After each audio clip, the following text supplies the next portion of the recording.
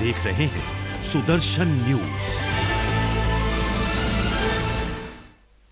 नमस्कार, उत्तराखंड विशेष में आप सभी का बहुत बहुत स्वागत है। आपके साथ मैं हूं लावनी विनीत। बुलेटिन की शुरुआत करते हैं। मुख्यमंत्री पुष्कर सिंह धामी की कैबिनेट बैठक में 11 प्रस्तावों पर चर्चा की गई है और इस दौरान कई अहम फैसले भी लिए गए हैं। सबसे महत्वपूर्ण फैसला सरकार ने स्कूल को लेकर लिया है।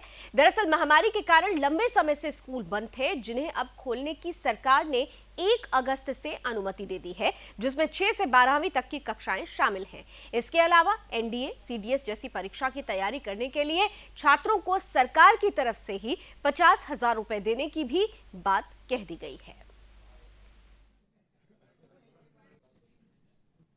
51 करोड़ का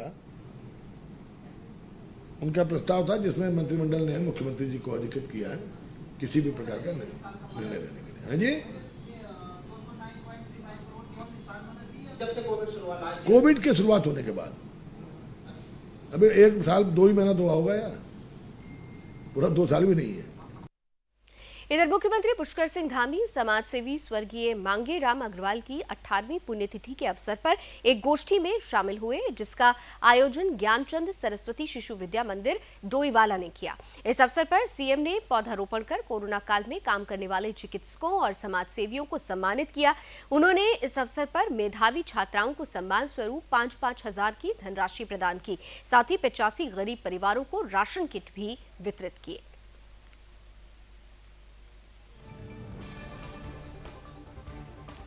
इधर मुख्यमंत्री ने एम्स ऋषिकेश में ब्लड कैंसर से पीड़ित महिला अनु धामी के इलाज के लिए विवेकाधीन कोष से 5 लाख रुपए का चेक उनके पति को सौंपा। दरअसल परिवार की आर्थिक स्थिति खराब होने के चलते सही तरीके से इलाज नहीं हो पा रहा था, जिसके लिए मुख्यमंत्री विवेकाधीन कोष से धनराशि स्वीकृत की गई है। वहीं मुख्यमंत्री ने कहा है कि अनु धामी के इलाज के लिए सरकार की ओर से हर संभव मदद दी जाएगी।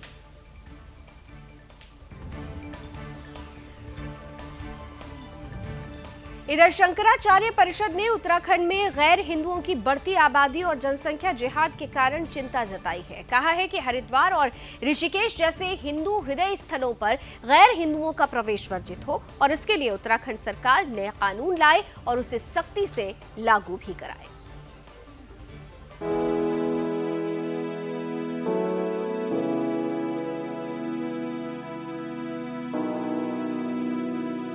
देवभूमि की पवित्रता बनी रहे, इससे लेकर शंकराचार्य परिषद ने अपनी चिंता जताई है। उत्तराखंड में शंकराचार्य परिषद ने उत्तराखंड सरकार से अनुरोध किया है कि हरिद्वार और ऋषिकेश समेत संपूर्ण हिमालय क्षेत्र में गैर हिंदुओं का प्रवेश वर्जित किया जाए और इसके लिए उत्तराखंड सरकार विधानसभा में तत्काल नया कानून बनाए। उत्तराखंड में बद्रीनाथ धाम में जिहादियों के नमाज पढ़े जाने की घटना के बाद से शंकराचार्य परिषद आहत है।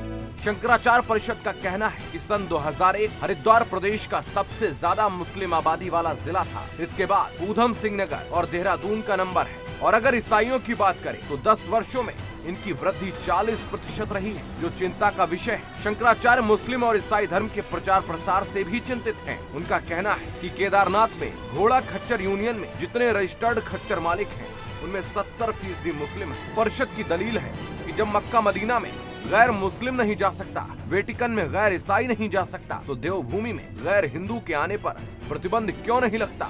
रिहाइश की जगह नहीं है हिमालय। हिमालय केवल पूजा स्थली है।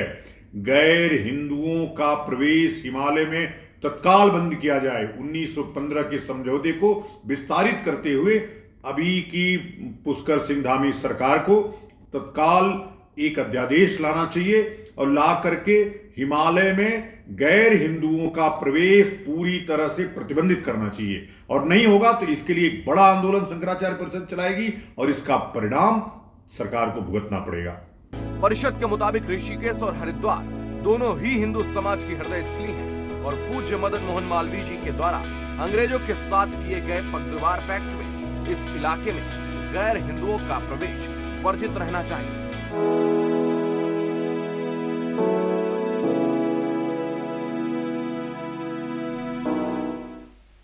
इधर पौड़ी गढ़वाल के तौली गांव में स्थित एक निजी कॉलेज में ग्रामीण कृषि गोष्ठी का आयोजन किया गया, जिसमें 50 से अधिक किसानों को संस्थान के कुलपति डॉक्टर विजय धस्माना ने प्रोत्साहन राशि देकर सम्मानित किया।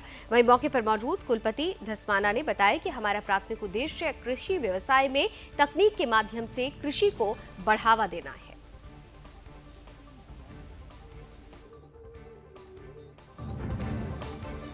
ये जो हमने प्रकल्प यहाँ पे शुरू किया है, इसका मेन मकसद यही था कि जो आसपास के गांव हैं इनका उत्थान कैसे किया जाए।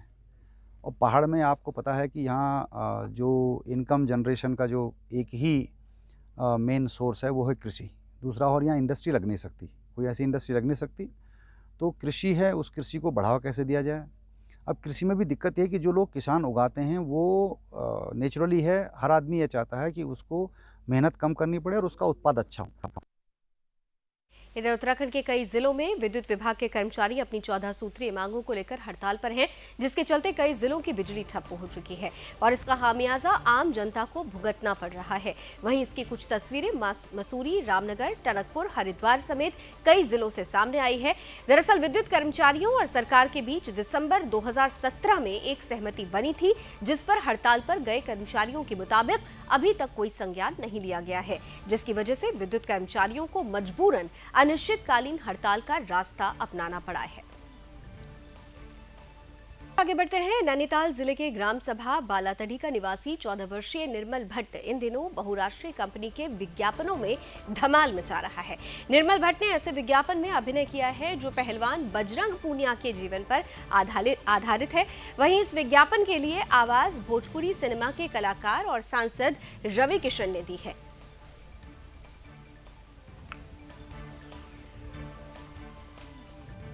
बहुत खुशी की बात है, हमारे बेटे निर्मल ने एक बहुत बड़े ब्रांड में विज्ञापन के लिए काम किया है। हमारे साथ हमारे क्षेत्र के लिए बहुत खुशी की लहर है। हमें आशा है आगे भी यह सुर्खियां बटोरते रहेंगे। बहुत बहुत धन्यवाद। अभिनय के लेकर निर्मल बहुत जुनूनी है। धन्यवाद। इधर उत्तराखंड के कई जिलों में सफाई कर्मचारी अपनी 11 सूत्रीय मांगों को लेकर हड़ताल पर हैं, जिसके चलते जगह जगह कूड़े का अंबार लगा है।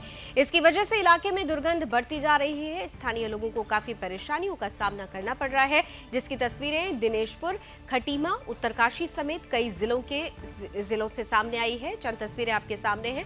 इसके अलावा रुड़की में भी आम नागरिक मंच ने मेयर गौरव गोयल का पुतला दहन करके जमकर नारेबाजी की। वहीं प्रदर्शनकारियों ने चेतावनी देते हुए कहा कि जब तक सरकार अगर मांगे पूरी नहीं करेंगी तब तक आंदोलन जारी रहेगा।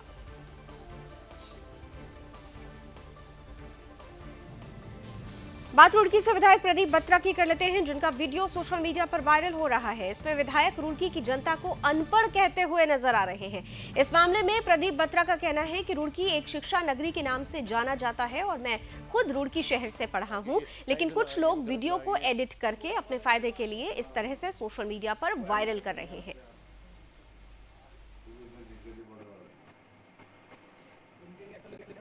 गए हैं वहाँ पर की शिक्षा नगरी के रूप में जाना जाता है और मैं स्वयं रुड़की का पढ़ा लिखा हूँ और रुड़की से पढ़ा हूँ। रुड़की की सम्मानित जनता ने मुझे सुझाव दिए कि रुड़की में इस तरह से काम होना चाहिए। Roorkee green city clean city क्यों माना जाता है? आज रुड़की स्वच्छ भारत सर्वेक्षण में प्रथम क्यों आ रहा है? सिर्फ इसीलिए आ रहा है कि एक प्लानिंग के तहत काम किया गया और रुड़की की जनता का सुझाव और सहयोग मुझे मिलता रहा है। मैं उनका सम्मान करता हूँ। इनको मुद्दे नहीं मिल रहे हैं। कभी ये टाइल्स का मुद्दा उठाते हैं, कभी ये सड़क का मुद्दा उठाते हैं, कभी ये बिना बात के जो मुद्दे नहीं हैं उठने वाले उनको उठाकर अपनी बात को मनवाने का। इधर सितारगंज में राज्य आंदोलनकारियों का सम्मेलन आयोजित हुआ, जिसका आयोजन राज्य आंदोलनकारी फकीर सिंह कन्याल के नेतृत्व में किया गया। सम्मेलन में कुमायूं से प्रमुख राजेंद्र ने शिरकत की, जिसमें राज्य गठन के बाद 20 सालों में आंदोलनकारियों के सपनों को लेकर चर्चा हुई। सितारगंज विधानसभा क्षेत्र में पूरे कुमाऊं से उत्तराखंड राज्य आंदोलनकारी आए, जिन लोगों से विचार विमर्श करने के बाद मैं बड़ा उत्साहित हूं और मैं सभी राजनीतिक पार्टियों से मांग करता हूं, अगर उत्तराखंड राज्य आंदोलनकारी के सपनों को साकार करने की बात करते हो तो उन लोगों को किसी न किसी जगह पर विधानसभा का चुनाव का टिकट दिया जाए, जिससे कल के दिन विधानसभा पहुंचने के बाद उत्तराखंड आंदोलनकारी के सपनों को पूरा कर सके। इधर तिलकराज बेहड़ को प्रदेश कार्यकारिणी अध्यक्ष बनाए जाने के बाद कांग्रेसी कार्यकर्ताओं ने उनका भव्य स्वागत किया। वहीं प्रदेश कार्यकारिणी अध्यक्ष तिलकराज बेहड़ ने बताया कि कार्यकर्ताओं में काफी उत्साह देखने को मिला है। इसके अलावा तिलकराज ने बीजेपी पर निशाना साधते हुए कहा कि 2022 में उत्तराखंड में कांग्रेस की सरकार बनेगी, क्योंकि बीजेपी सरकार की सत्ता में पूरे देश में महंगाई आसमान छू रही है। इसे देखते हुए जनता ने मन बना लिया है कि 2022 के विधानसभा चुनाव में इस बार कांग्रेस पार्टी की ही सरकार बनानी है। इसको चुनौती के रूप में देखते हैं और कांग्रेस इसको चुनौती को स्वीकार करेगी। तो भारतीय जनता पार्टी की जो कमियां हैं, बेरोजगारी से लेकर महंगाई से लेकर आम आदमी त्रस्त है, उसको लेकर जनता के बीच में जाएंगे और 22 में कांग्रेस की सरकार बनाएंगे। इधर सितारगंज के प्रमुख राज्य आंदोलनकारियों और जनसेवा को लेकर सक्रिय रहने वाले फकीर सिंह कन्याल ने तहसील में शक्ति फार्म की जनता के साथ जन मुद्दों को लेकर प्रदर्शन किया। इस मौके पर जन मुद्दों पर हुंकार भरते हुए प्रमुख राज्य आंदोलनकारी फकीर सिंह ने एसडीएम के माध्यम से मुख्यमंत्री को ज्ञापन सौंपा। वहीं प्रदर्शनकारियों ने चेतावनी देते हुए कहा कि अगर अगले 1 महीने में स्थानीय युवाओं को सिडकुल में 70% रोजगार की मांग को पूरा नहीं किया गया तो युवाओं के साथ सितारगंज सिडकुल को जाम कर दिया जाएगा। सर्वप्रथम मेरे क्षेत्र के जो युवा साथी आज बेरोजगार घूम रहे हैं, मैंने एसडीएम साहब को ज्ञापन दिया था कि आप इन इंडस्ट्रियों से पूछिए कि क्या हमारे स्थानीय 70% लोगों को रोजगार दिया है या नहीं दिया है। अगर नहीं दिया तो अविलंब उसके पूर्ण करना चाहिए। हमारे युवाओं को ठेकेदारों के ऊपर नहीं छोड़ना है। जो भी लड़का अगर नौकरी में लगेगा, स्थायी फैक्ट्री में नौकरी लगेगा, उसके अलावा हमें बर्दाश्त नहीं होगा, दूसरा चीज मंजूर नहीं होगा। गुरुद्वारा नानक मत्ता साहिब में सिख समाज के लोगों ने विरोध शुरू कर दिया। दरअसल ये विरोध सीएम के आगमन पर हुए परिसर के अंदर महिलाओं के डांस को लेकर हुआ है। इस दौरान यूपी से सिख समाज के लोग गुरुद्वारा साहिब के दीवान हॉल में आयोजित बैठक में पहुंचे हुए थे, जहां उन्होंने प्रबंधक कमेटी के पदाधिकारियों से इस्तीफे की मांग की।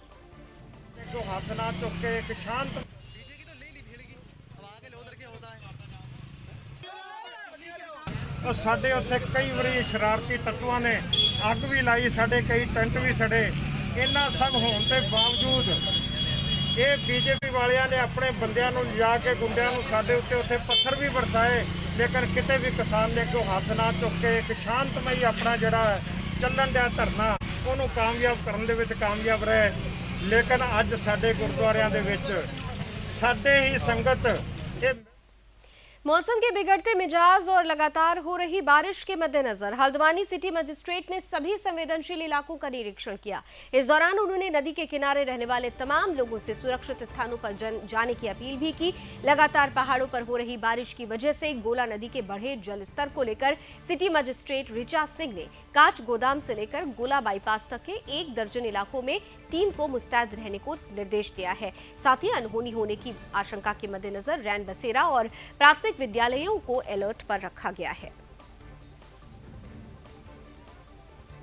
क्षेत्रीय पटवारी हैं और तहसीलदार के माध्यम से उन सभी को जो गांववासी हैं जो नदी के किनारे बसे हुए हैं उनको लगातार अलर्ट किया जाता है और जब भी पानी आने की सूचना होती है उनको पूर्व भी अवगत करा दिया जाता है कि बारिश काल में नदी पार मत करें या नदी तट पर ना जाएं। देखिए लगातार हम लोग समय समय पर सर्वेक्षण इसका करते हैं और लोगों को जागरूक भी करते हैं। इस बार भी जागरूकता अभियान चलाया गया है, लोगों को जागरूक किया जा रहा है और सभी को निर्देशित किया गया है कि अपने अपने क्षेत्र में बने रहें और कोई भी घटना होती है उसको सूचना तत्काल दें।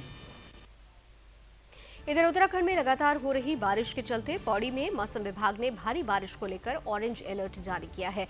मौसम विभाग के अनुसार 29 जुलाई तक मूसलाधार बारिश की संभावना जताई जा रही है।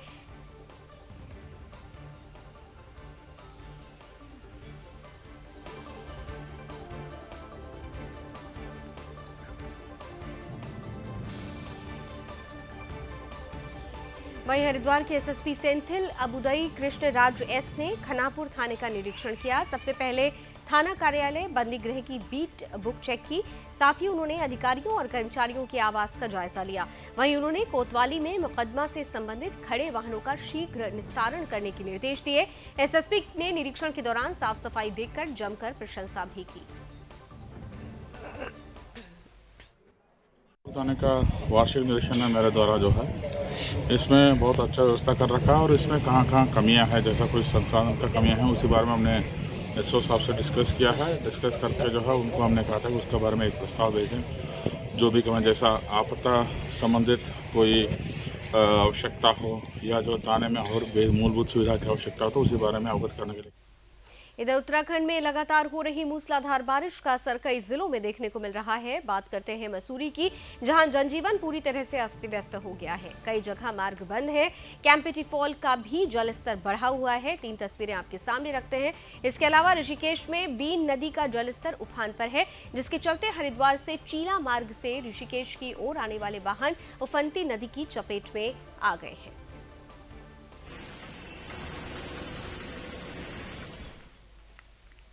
तो आपने तस्वीरें देखी कि किस तरीके से यहाँ पर लगातार बारिश के चलते मार्ग बाधित हुआ है, लोगों को परेशानी हो रही है।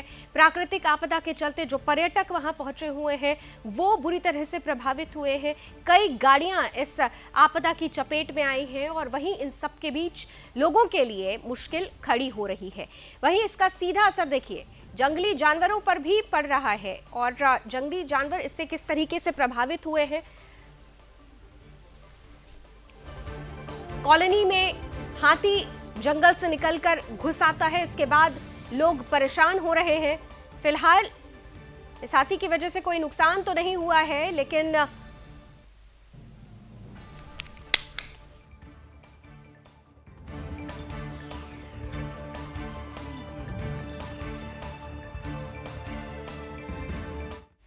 और चलिए इसी के साथ उत्तराखंड विशेष में अभी बस इतना ही। देश और दुनिया की तमाम खबरों के लिए आप जुड़े रहिए सुदर्शन न्यूज के साथ। जय।